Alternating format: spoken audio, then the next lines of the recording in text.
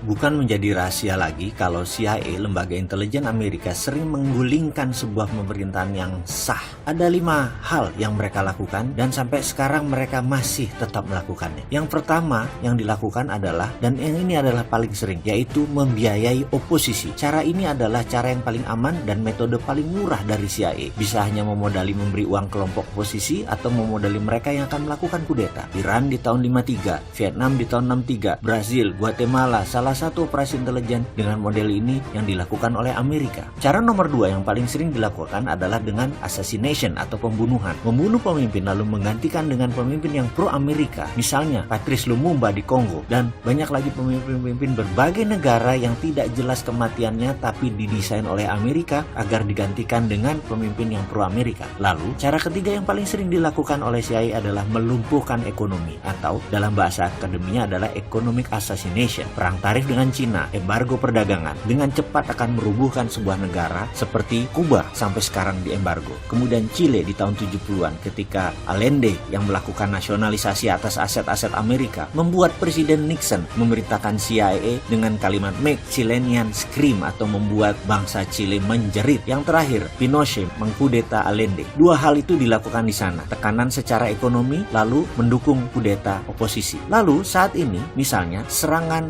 mata uang lira di Turki yang menjatuhkan 40% nilai Turki dalam setahun terakhir dan membuat banyak investasi keluar dari Turki. Kemudian juga Venezuela diserang dengan economic hitman sehingga inflasinya lebih dari 1000%. Indonesia di tahun 1997 adalah bagian dari economic assassination untuk merubuhkan rezim Soeharto. Kemudian saat ini yang paling sering dipakai adalah nomor 4, yaitu pengambil alihan kendali atas media. CIA akan membeli koran, membeli TV, membeli radio untuk merubah opini publik dan melakukan kampanye anti penguasa yang anti Amerika. Di Italia, CIA pernah membeli koran Rome Daily American agar Italia tidak jatuh ke tangan komunis. Namun sekarang petinggi CIA pernah berkata lebih gampang membeli wartawan dan redakturnya daripada membeli koran atau media. Karena itu, banyak sekali sekarang foreign jurnalis yang dibayar oleh CIA dan di media warfare ini kuncinya adalah kendali informasi, di mana sekarang meluas ke internet dan medsos dengan analitik strateginya. Terakhir adalah membangun kepanikan atau menciptakan chaos, menciptakan ketegangan sosial. Seringnya ada demo atau street protest, itu adalah bagian menciptakan kekacauan atau chaos. Turun ke jalan berdemo adalah CIA style sekali. Coba lihat, coba ingat-ingat